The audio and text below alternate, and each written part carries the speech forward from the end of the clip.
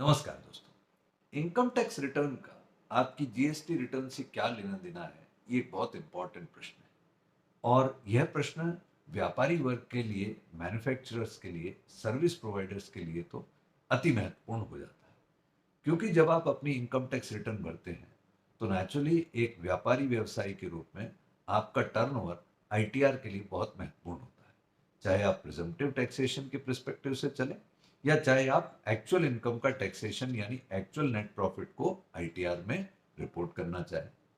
अब समझने की बात यह है दोस्तों कि एज एन इंडिविजुअल जब आप अपनी आईटीआर भरेंगे तो आप पर बिजनेसमैन होने की वजह से आईटीआर 3 अथवा आईटीआर 4 फॉर्म लागू होगा। जब आप इनमें से कोई भी फॉर्म सेलेक्ट करेंगे तो ये बात बड़ी पक्की है कि वहां पर आपको अपना टर्नओवर मेंशन करना होगा। चाहे आप उस पर एक परसेंटेज प्रिजम्पटिव टैक्सेशन से प्रॉफिट के रूप में डिस्क्लोज करें, चाहे आप वहां पर उस टर्नओवर के बेसिस पर अपने एक्सपेंडिचर, अपनी परचेजेस डालते हुए नेट प्रॉफिट रिपोर्ट करें।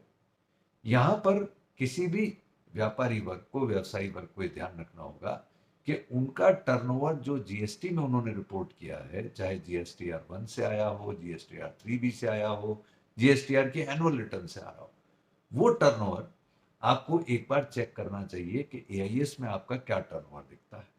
और ये जो टर्नओवर आपका वास्तविक है उसी पर बेस्ड होकर के आपकी रिटर्न भरे तो आपको इनकम टैक्स डिपार्टमेंट से किसी प्रकार का कोई क्लेरिफिकेशन रिक्वायरमेंट का मैसेज नहीं आएगा। तो इस शॉर्ट के थ्रू मैं ये मैसेज देना चाहता हूं कि यदि आप व्यापारी वर्ग हैं और आप अपनी बिजनेस संबंधी आईटीआर 3 अथवा 4 भरेंगे तो अपने जीएसटी टर्नओवर का मिलान अपनी आईटीआर में दिखाए जाने वाले टर्नओवर से अवश्य करें। अन्यथा बाद में इनकम टैक्स डिपार्टमेंट और जीएसटी टर्नओवर में हुए डिफरेंस ऑफ टर्नओवर की वजह से आपकी आईटीआर की प्रोसेसिंग संबंधी समस्या आपको देखने को मिलेगी। I hope this will be useful. Thank you. जय हिंद।